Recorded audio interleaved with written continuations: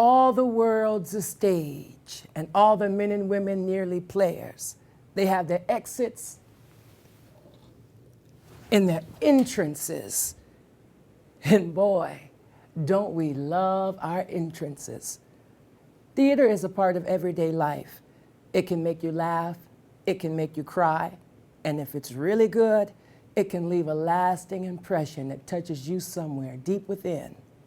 Good theater is education, entertainment, and inspiration. Theater is capable of magic and being the agent of change.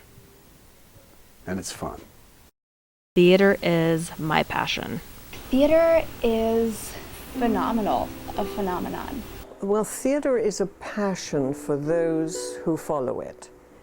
And it is a very, very fulfilling kind of a passion.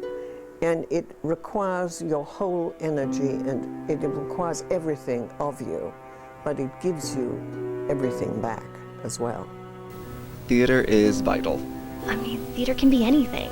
You know, theater is anything. It's performance of life experiences in some way. Theater is stimulating.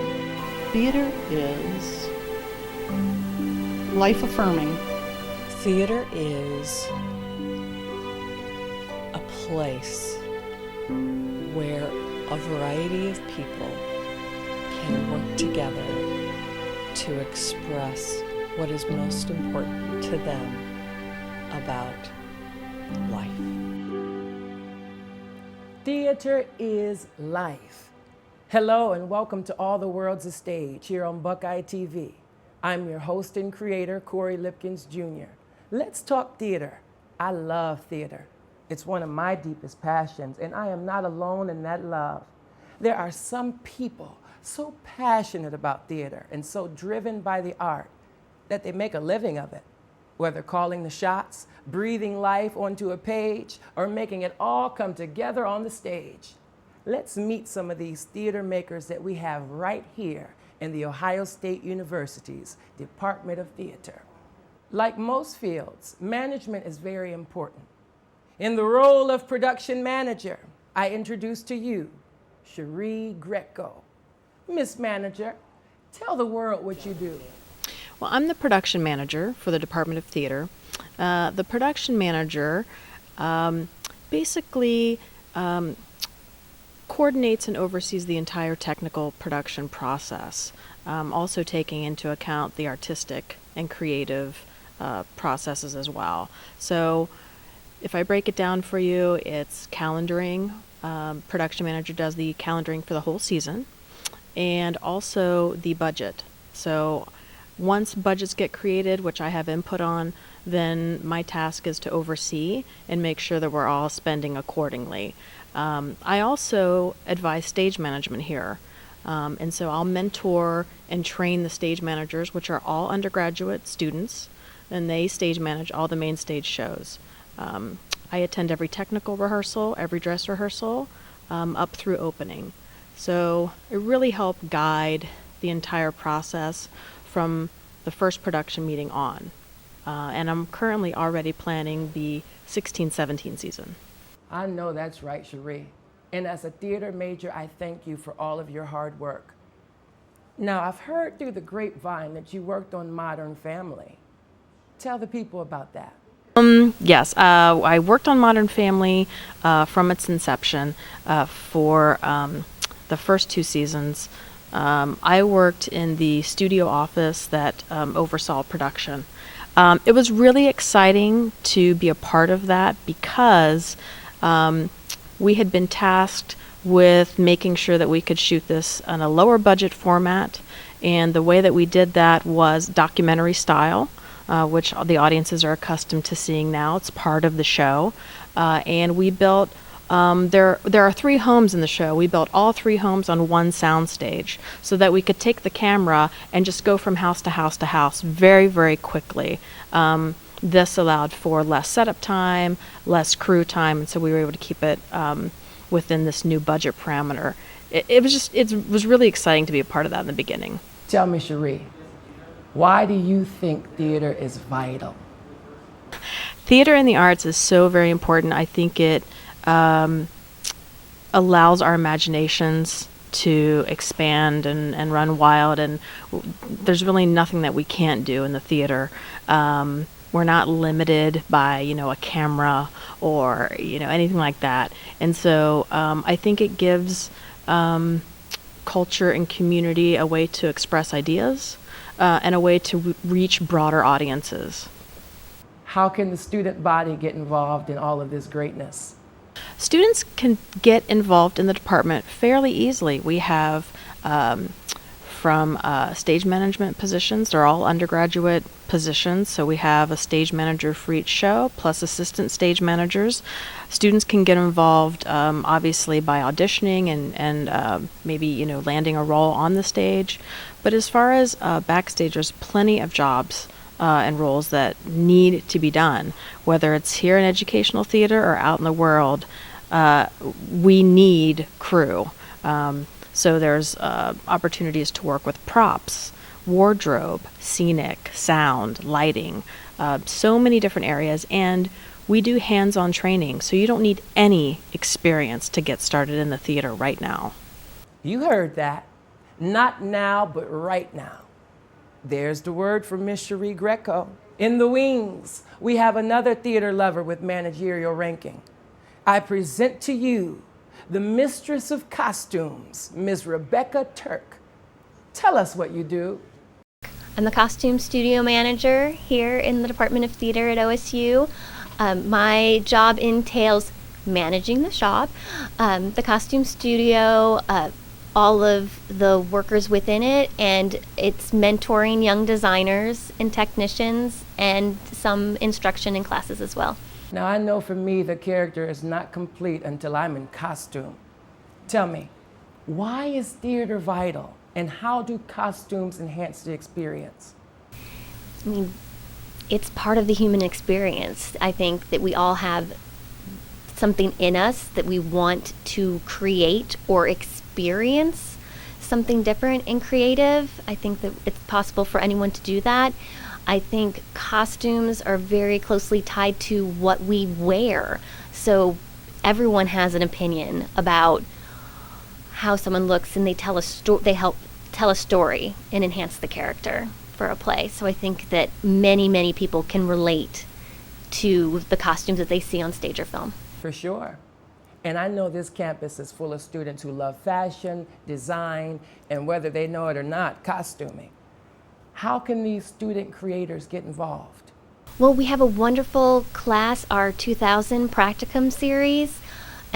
There's opportunities in all of the technical areas. And I think that that is a really great place to start. We also have introduction classes, introduction to production design, sort of seeing more of the research that goes into what we do and some of the theory. So those are two really great classes to start with. You heard the lady. Don't just sit on your talents. Put them to good use. Thank you, Rebecca. I feel a song in my heart. One of my colleagues has quite the voice. She goes by the name of Hannah Hoschak. Hannah, can you do a little something for us? This dress needs to seal the deal, make a grown man kneel, but it can't come right out and say bride. Can't look like I'm desperate or like I'm waiting for it. I've gotta leave Warner his pride, so bride is more implied. Yes, implied. I'm gonna leave that note for you, Hannah. How beautiful, though. Like me, you love theater enough to focus your major studies in the field. Why do you love theater? This is gonna sound silly, I love playing pretend. I love being given the opportunity to be someone that I am not, to play different people with whom I don't normally relate. I love the challenge. And I love the things theater can do. It's very cathartic, or at least it can be. It definitely has the potential to be incredibly cathartic, whether you're an audience member or a performer. I absolutely agree. Thank you, my friend. Now, let's talk to someone so in love with theater that he is studying to become a master actor. This is his first year at The Ohio State University in the graduate program. I present to you A.J. Wright. You are a sad and pathetic man. You're a homosexual and you don't want to be. But there's nothing you can do about that. Not all the analysis you can pay for in all the years you've got left to live. Oh, you could very well lead a heterosexual life if you want it desperately enough. But you'll always be a homosexual, Michael. Always. For the rest of your life. Fabulous, AJ. You are working on your Master's of Fine Arts. How's your first year coming along? It is a transition. It is intense, but I'm learning a lot. Yeah, it's been a really cool experience. To me, theater is exciting. What excites you about theater? For me, what excites me about theater, far more than acting, far more than directing or putting on shows, what excites me about theater is the human relationships. It is the connection that I can have as a mentor, as a as a leader. I think that theater has a power that not every art form has in terms of, uplifting, upholding the human experience. I'm a storyteller, and I always have been. And the thing that I personally love about theater is, it's about that human connection for me. It's about myself with another actor. It's about myself with my faculty. It's about myself with my students, and just how, we can kind of, to be all cheesy, but kind of change the world, through this medium. And change the world we shall. Thanks for dropping in, AJ. Now I present to you Miss Eve Nordyke. Well, I must say, Algernon, I think it is high time that Mr. Bunbury made up his mind whether to live or die. This shilly-shallying about the thing is absurd. Nor do I approve of the modern sympathy with invalids. I consider it morbid. How could you not love this stuff, everybody? Miss Eve, my friend. This lady is my friend, everybody. Miss Eve, you are a part of a special program on campus. Can you tell us about it? I am a Program 60 student. If you are 60 and older, you can attend any state university for free. You don't earn a degree and you don't get credit, but you don't have to take the tests or write the papers. So it's a terrific way to go to school. I know you do a lot of sound design for the department. Is that your focus, or? Well, I decided not to specialize. I specialized in my career, and so in the department, in the theater department, I decided to just do a little of all of it. Sometimes I do some acting, I've done some dramaturg work, I've did stage management. Right now I'm doing a lot of sound designing. That's been more recently. That's cool. And I think that is a great lesson for all of us. Don't put yourself in a box or allow anyone else to. Miss Eve, what has been your best theatrical experience? We did an original piece, In Here, Out There, which was about a child with autism, and I designed the sound for that. And that was very exciting because it was in a child's imagination. So we did superheroes and supervillains, and I got to do a lot of exotic sounds for that. A big storm, volcanoes erupting, superheroes fighting with the pow, bam, bop. That was really an exciting and demanding piece. The other thing that the acting role we did The Last Days of Judas Iscariot, and I got to play Judas Iscariot's mother, talking about how no mother should have to bury a child. That was very demanding role and very poignant. And then recently I have a group of friends who get together and read plays. We do dramatic readings, and I got to fill one of my bucket list items by portraying Lady Bracknell in Oscar Wilde's The Importance of Being Earnest, one of the most colorful characters in theatrical literature. Tell me this. Why is theater vital? And it's a way to get across a message in an enjoyable way without lecturing or chastising or any of the kind of baggage that goes with trying to teach a lesson. And it exposes us to different ideas, different ways of looking at the world, and different ways of interpreting what we see, seeing different people's points of view. Thank you, Miss Eve. Now I'd like to introduce you all to another phenomenal woman who is near and dear to my heart. She has become quite the mentor, and I have had the pleasure of receiving both acting and directing training from her. I present to you all one of the queens, Miss Mo Ryan. All I could think of was him. And all he could think of was me. We couldn't take a breath without thinking of each other. We couldn't eat if we were together. We couldn't sleep. We got sick at night when we were apart, violently sick. And my mother even took me to see a doctor, and Eddie's mother took him to see the same doctor, but the doctor had no idea what was wrong with us. He thought it was the flu or something. But my mother knew exactly what was wrong. She knew it clear down to her bones. She recognized every symptom. Will that do? Is that awful? Horrible. No, Mo, that was phenomenal. Can you introduce yourself? Yep, I am Maureen Ryan, better known as Mo to everybody, and I'm an associate professor of acting and directing. Awesome. What does your position here in the Ohio State University's Department of Theater entail? A lot. It entails students like you. So I do a lot of teaching. I teach primarily directing and acting classes.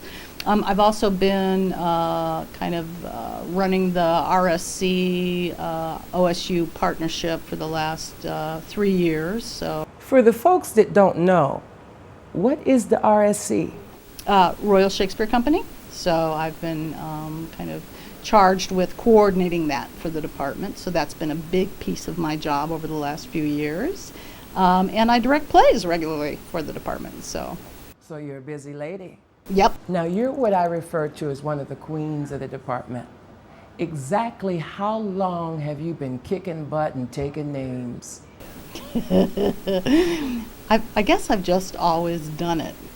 My dad has this awful Super 8 movie. Super 8 movies were like tiny little reels that people didn't have video cameras, like they had little film cameras. And so he has a Super 8 of me he got me a disguise kit for Christmas, he and my mom, and so I had my little disguise kit, my Groucho Marx glasses on and a hat and a tie, and running around just trying to be somebody else all the time. So, and I did children's theater as a kid, so I've just always done it. And you've always done it well, I assume. Yep. Mo, I have to ask you, why is theater vital? I think theater is vital for a very specific reason, because it offers a communal experience. It asks a group of people to come together into a room and literally commune around a specific event. I think it's the same reason that you can watch like the rock video on TV, but you still go to the concert because you're in the midst of all these people. But theater confronts us with ideas and issues and things that we can grapple with as a community. I absolutely agree. You spend a lot of time in the Drake Performance and Event Center at 1849 Cannon Drive. In case some of y'all watching don't know where we are. What drives you to put so much energy into it? I I just love to teach. You know, it's really, I've been doing this for a long time, and it just feels wonderful to get into a room with young artists who are really hungry and want to kind of flex their muscles and find out more. And there's nothing more gratifying than being able to come and share what knowledge I have. Plus, you know, working as a teacher, you grow. You just get better and stronger, and you never stop. You know, you're always a student. What was your best theatrical experience? That's hard because there have been so many and they're so different. I would say the greatest challenge that I ever surmounted was doing a play called Copenhagen, which was really, really, really hard in the sense of it was steeped in sort of the world of physics.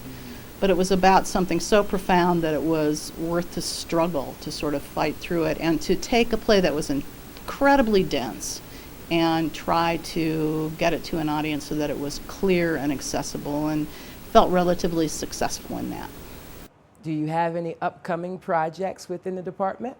Well, I'm directing a little play called Stupid Effing Bird. And what it is a very contemporary adaptation of Chekhov's The Seagull. Aaron Posner is the playwright, and he was having difficulty kind of reconciling himself with the Chekhov. He always loved Chekhov, and he just kind of needed to go back to it. And so really the play is his response to Chekhov, and it's very meta-theatrical, so it's got the play within a play within a play structure, and I think everybody's going to love it. Now, as exclusive as you are, I know you have some famous friends. Yep. Well, you know, and I tell the stories because I think students need to ask the question, why not me?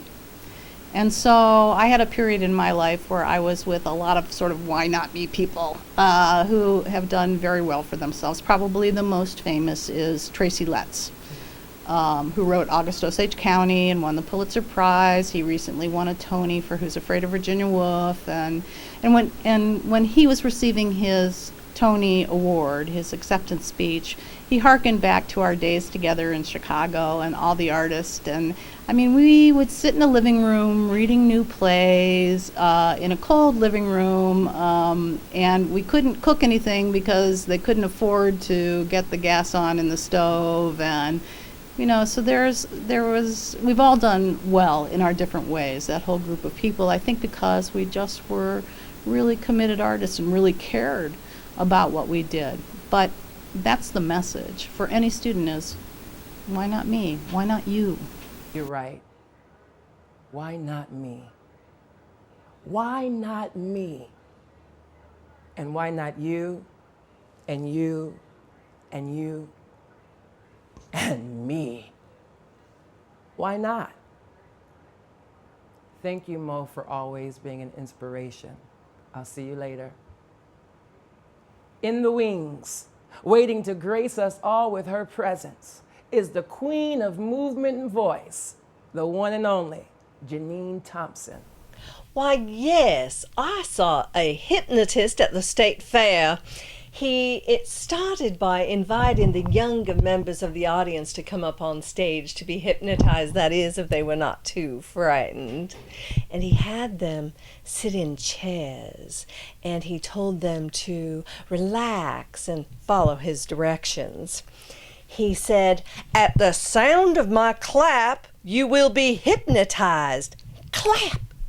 And they all went weak in the chairs, just like old rag dolls. And then he told them to do silly things like, "Now you are a duck." Clap!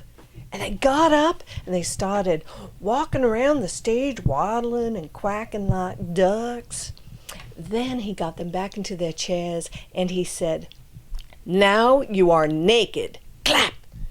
And they woke up and they were mortified to find themselves naked on the stage, and they tried to hide themselves. And then he got them back into their chairs one last time. And this time he said, "You are in a striptease contest." Clap!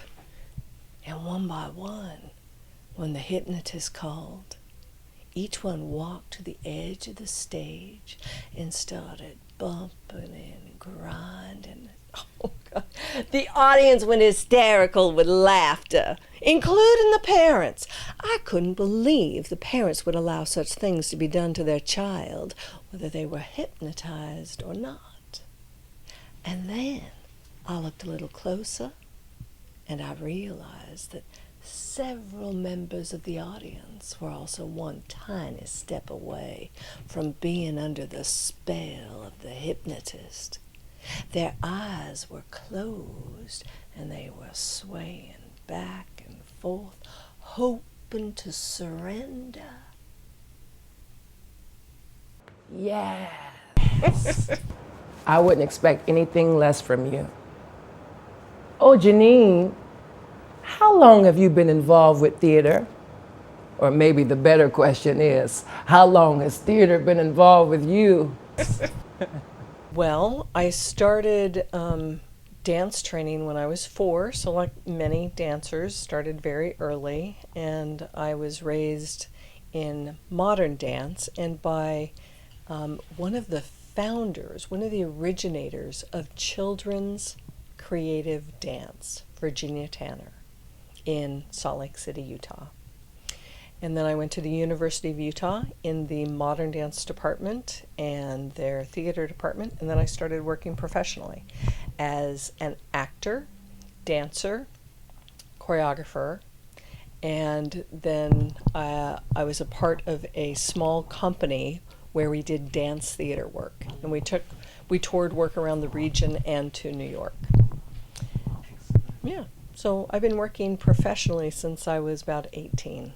So how many years has that been? Oh, goodness. Well, I am now 57. Okay. Yeah, so that's a few years. So you know a thing or two about a thing or two. Yes, I've been around. Sore bones. Sore bones. Speaking of sore bones, you had the esteemed honor and pleasure of working with the Marcel Marceau. For those of you who don't know who he is, Google it. Mr. Marceau was a French actor and mime, most famous for his persona as Bip the Clown. He received many merit awards, won an Emmy for his television work, and established his own pantomime school in Paris, along with Marceau Foundations in the U.S. to promote the art. Marceau performed professionally for over 60 years and has been referred to by many as a national treasure. And fun fact, Marcel Marceau was friends with Michael Jackson for over 20 years, and even Mr. Jackson said that he would use some of Marceau's techniques. Oh, Janine, can you tell me about your favorite memory with Mr. Marceau? That's a difficult question because there are many. I worked closely with him for 20 years. And that included me producing his residencies, his workshops here in the United States, and being invited to demonstrate for him at those workshops. I think one of the most memorable was when I performed one of my very first mime plays for Marceau. It's a piece actually that I show in my mime classes here. And it was also performed in the piece that we did a couple years ago, There Is No Silence. It is a piece called Images of Woman. And it is a mime metamorphosa where it starts with youth, maturity, old age, and death of a woman. And it's all in a very poetic style of movement. And I performed it for Marceau as part of a large performance in a huge auditorium. And it was with that performance, with that piece, that he said that it was one of the finest pieces of metamorphosis that he had ever seen any woman do ever in his life. And it was after that that he started to welcome me to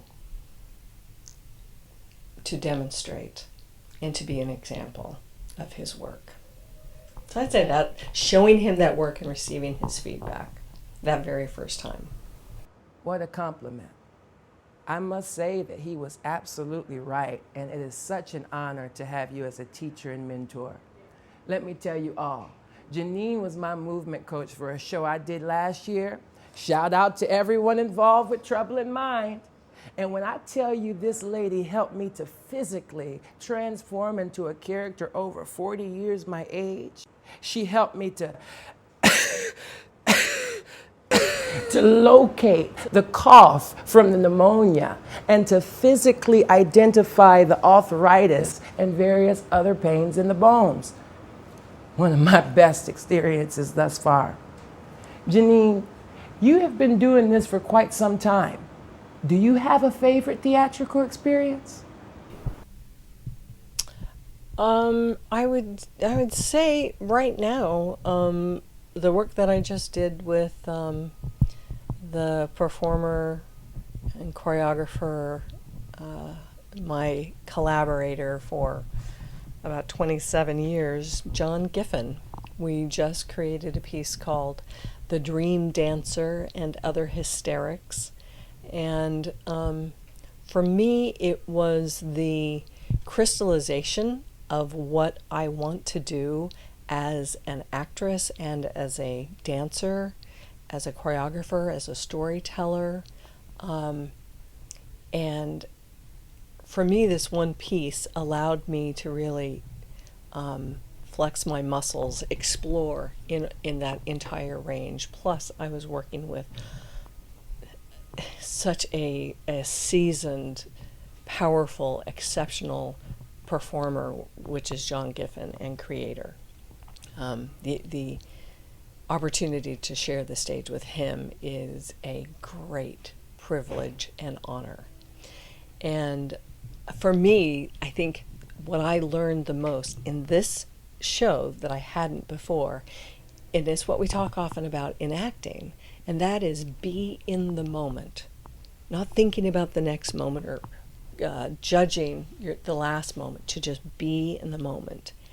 And I think with this show, I was able to attend to that, to just be present in a way that I'd never as a performer been able to do.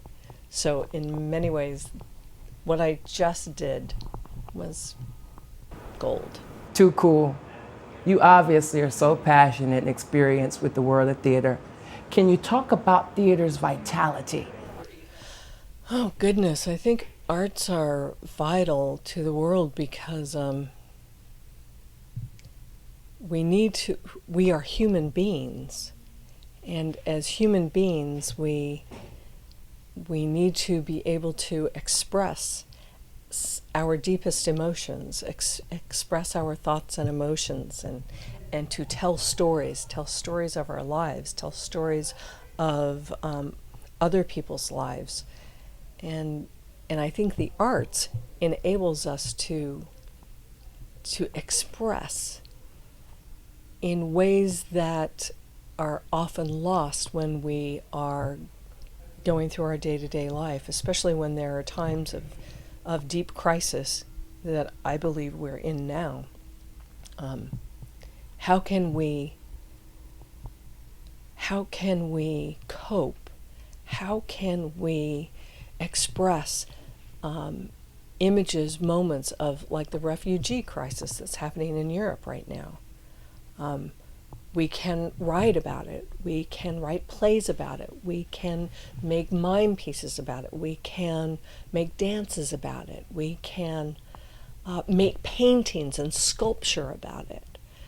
Something that, especially when we feel like we're not able to take action in any other way, at least maybe I can share my thoughts with the world in this way. That one, it gets it out of me, but it also shares with the world what is going on. And maybe what we can do about it.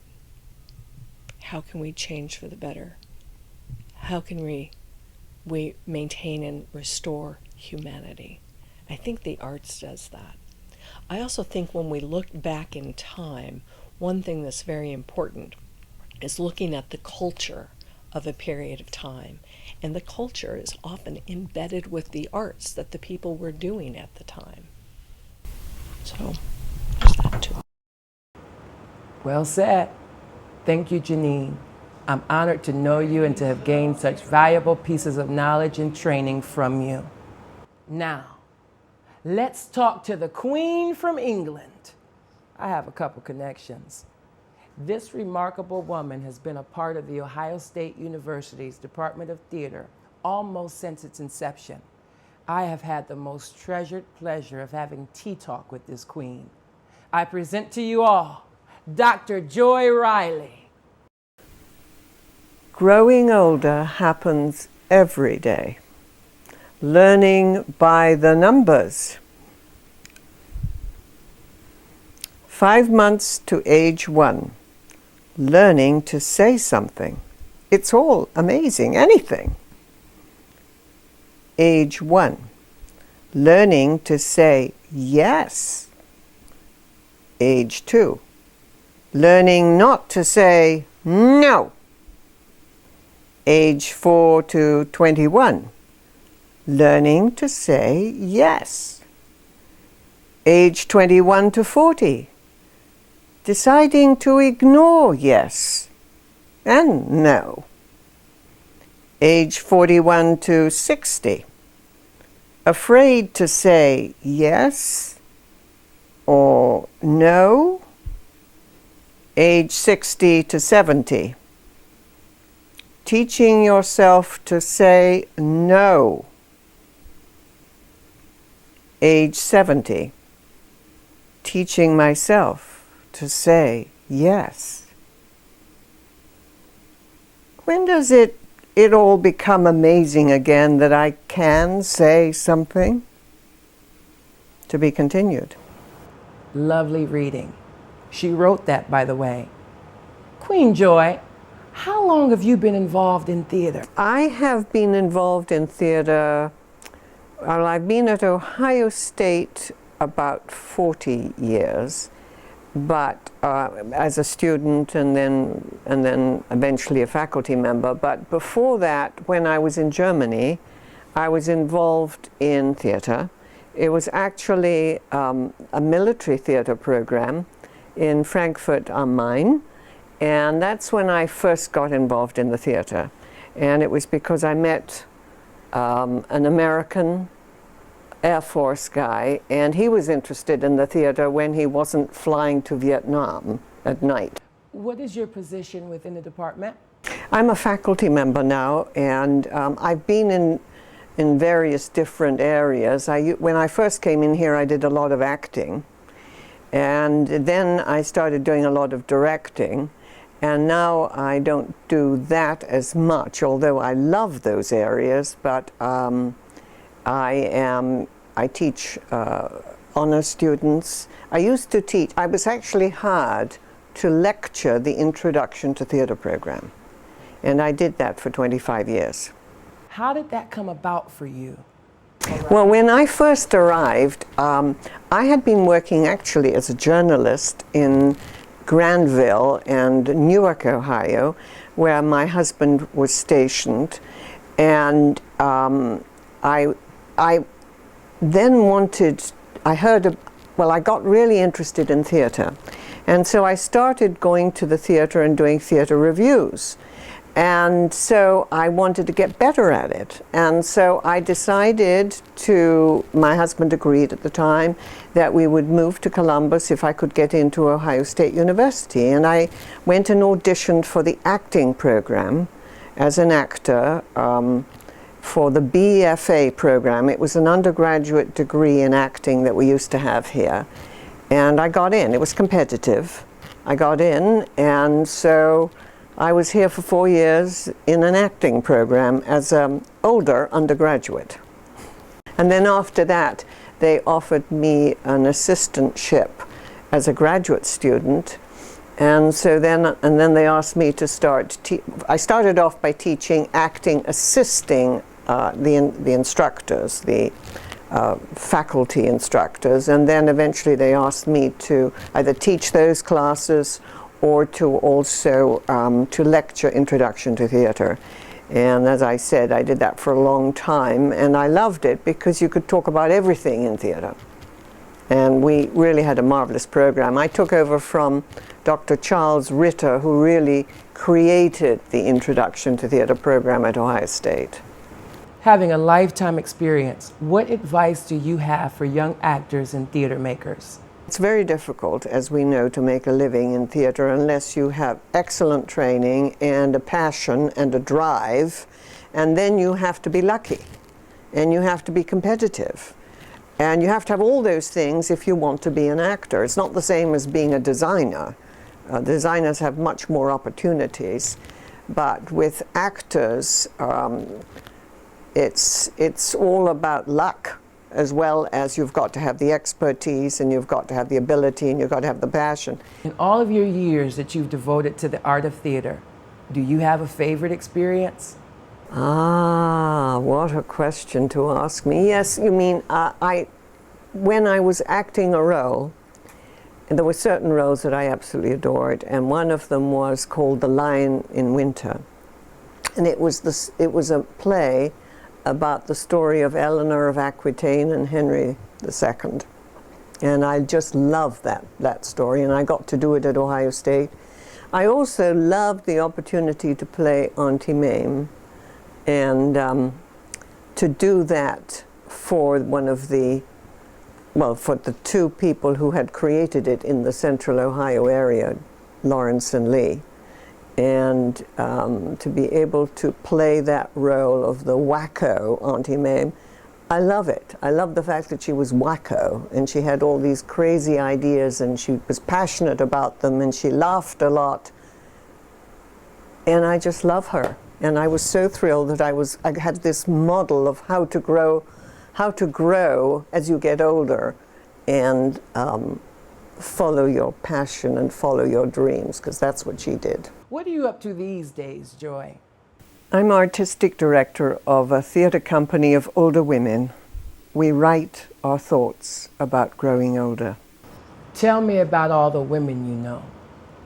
When we gather together as women, we each hold a piece of the whole story. I write in my journal about the women I have known, have loved, have hated, have laughed with, have laughed at, have cried with and sighed with. Women so different and yet similar. These women, my friends, the witty ones, the wacky ones, the wondrous ones, the woeful ones, the women in my life.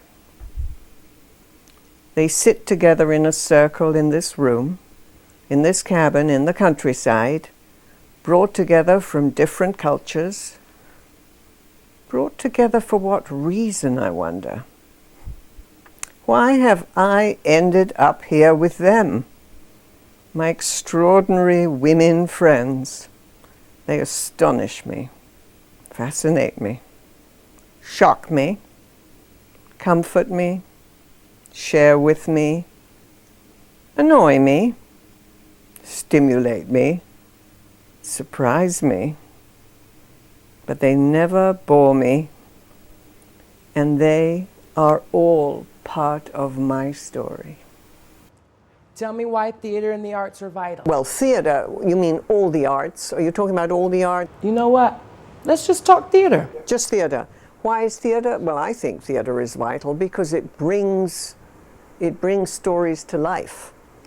And it is something that everyone needs to be able to have access to. Now, some people have never heard of theater, but for instance, I think there's a wonderful, in America, I love this idea of theater for children.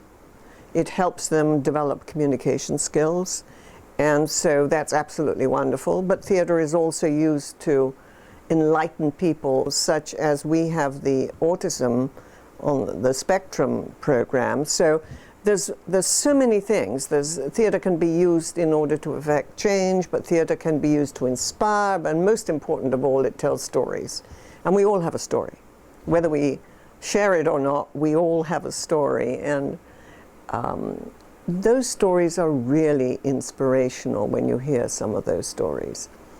So I personally, theater has enriched my life, and I remember when I was very, very active, first of all in community theater, which was what inspired me to want to go back to Ohio State and do this well, not just be in community theater, but to learn what is good and what are the ways to conduct this the best possible way. And when I did that, I'm so happy that I went into this profession.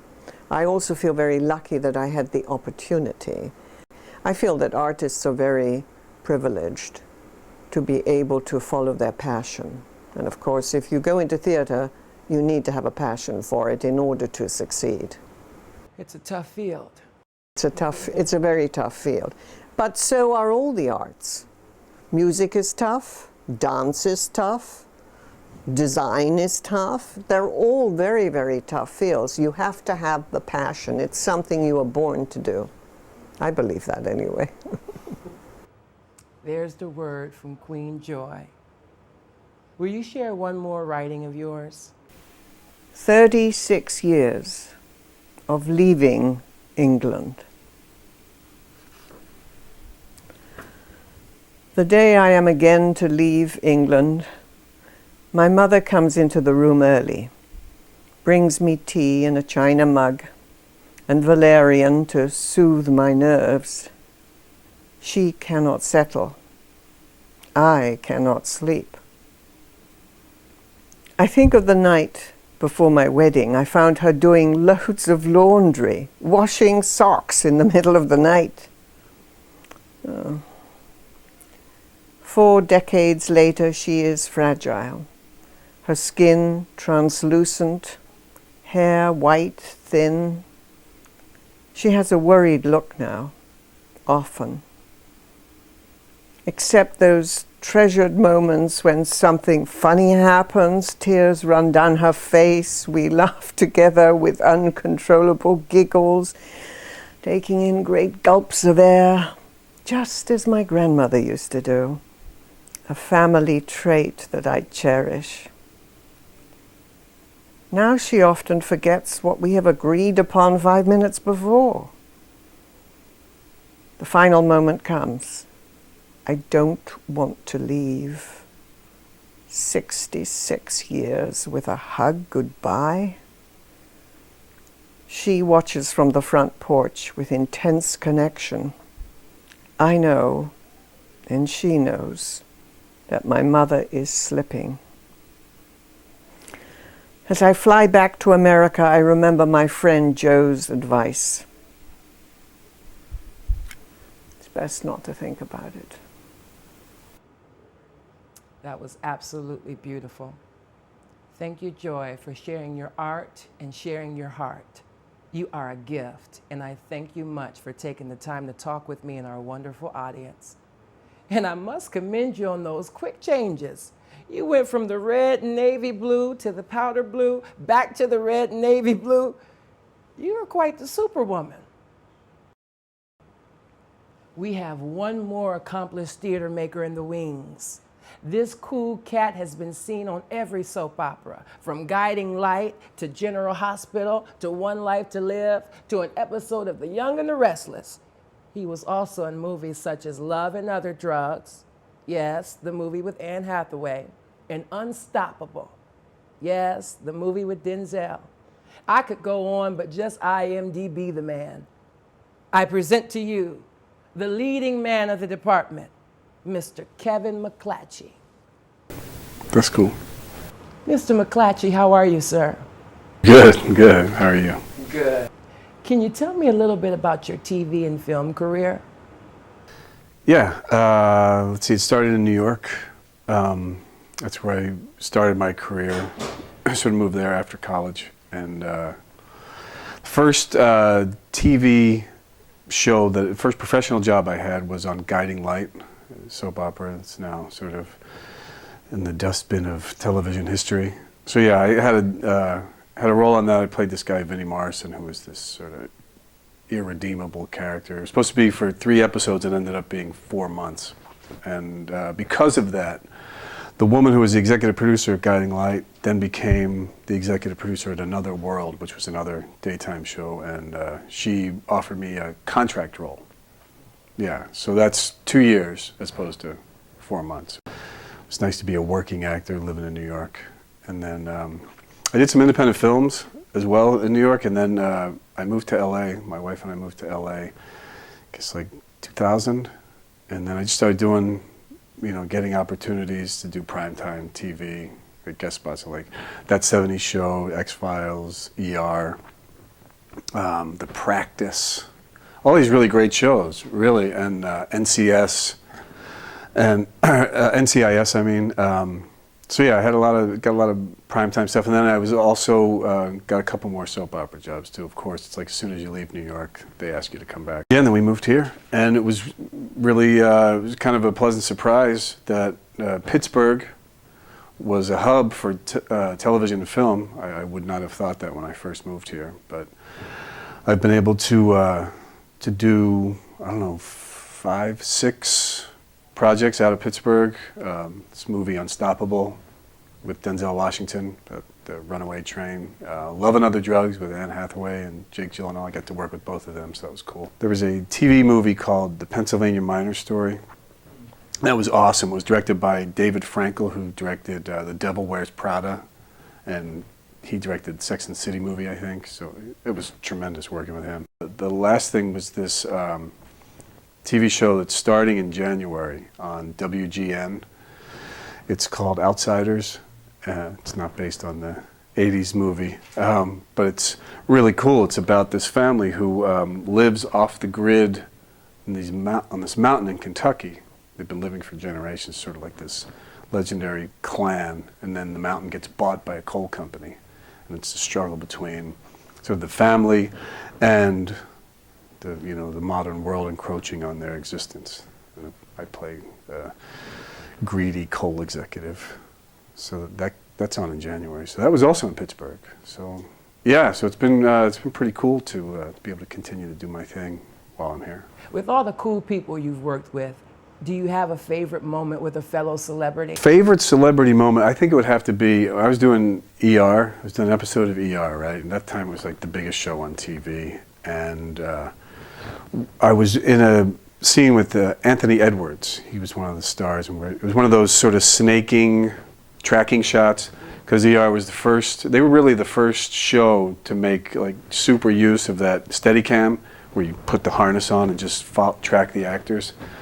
And the guy who pioneered it was directing that episode, so we used it all over the place.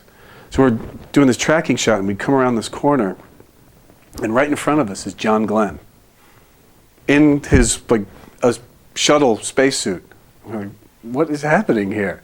And he had just been on Jay Leno on the Tonight Show, which is right down the street from Warner Brothers, and he wanted to visit the set of VR. And so there he was him and the other astronauts. And they were just hanging out. So of course everything came to a complete halt because it was like America's Last Hero was on the set. And I was this fireman, and I had all these, almost like soot and like a really hilarious fake mustache. And they took a picture of Anthony Edwards, myself, John Glenn, and George Clooney, and like 4 other people. And because there was a break, Anthony Edwards goes, let's go over to George's trailer. And I was like, okay, that's cool. And we ended up playing basketball right outside George's trailer. So I was playing hoops with George Clooney and Anthony Edwards for about 45 minutes while John Glenn was receiving visitors and accolades and everything. That's not cool at all. Just shooting hoops with Clooney and the posse. Mr. Kevin, what is your position here in the Ohio State University's theater department? Yeah, I'm assistant professor in the Department of Theater. So I oversee the acting curriculum. Pretty much that's my area of focus. And this is my 3rd year. I'm in like halfway through my 3rd year as a faculty member. And I also sort of have stepped into a leadership role in the Shakespeare and Autism project that we have going on. And yeah, I also am just active with APO, the undergrad organization, pretty dedicated to continuing to make the undergrad experiences sort of rich and diverse in terms of opportunity as I can. You spend a lot of time working in the world of theater and guiding young theater makers who love the craft of acting. Why would you say theater is vital? It has the power to change people. I mean, that's kind of the short answer, but it's the true answer. When you go to the theater, there's the opportunity to be moved to something, whether it's to laughter, to tears, or to action. And as the theater maker, it's sort of addictive and irresistible to be able to have a hand in that, to be the causer, or in the contract, more accurately, with that sort of experience where you're moved, the audience member is moved, and we're both better leaving the experience for having the experience than we were when we walked in. That's why it's vital to me. And it's the place where you go to hear the truth, maybe not facts, but you go to hear and see the truth. I agree completely. Now, before you go, can you give the audience a taste of your expertise? No, man.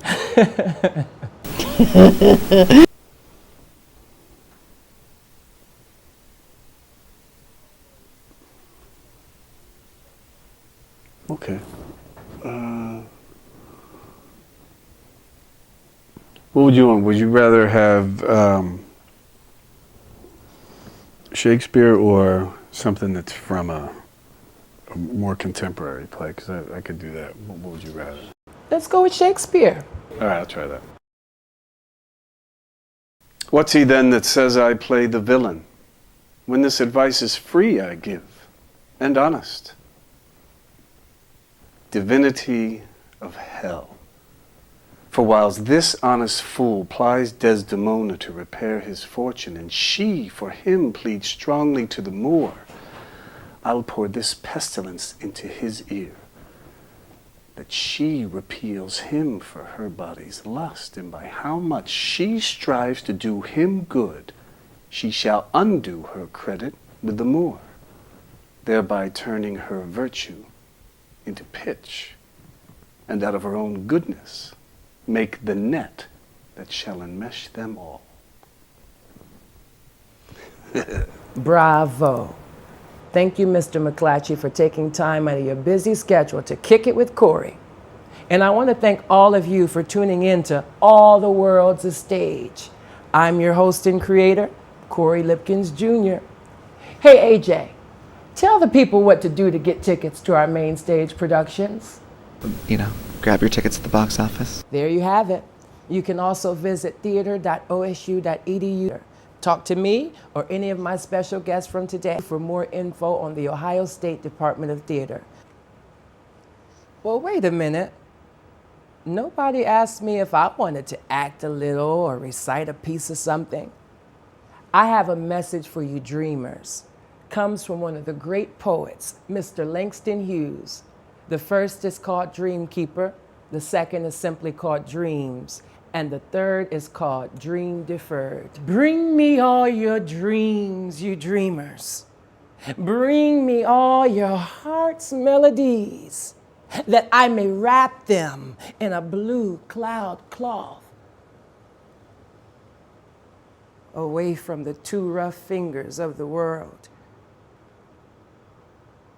Hold fast to dreams, for when dreams die, life is a broken-winged bird that cannot fly. Hold fast to dreams, for when dreams go,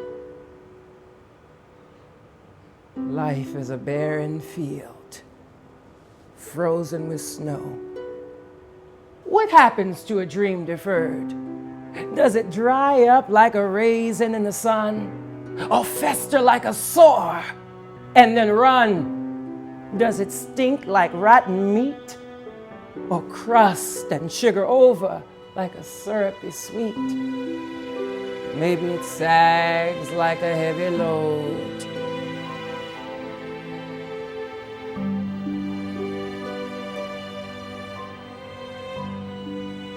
doesn't explode.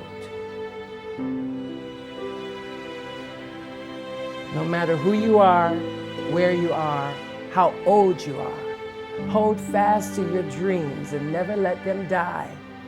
And don't be afraid to let your light shine, because after all the world's a stage.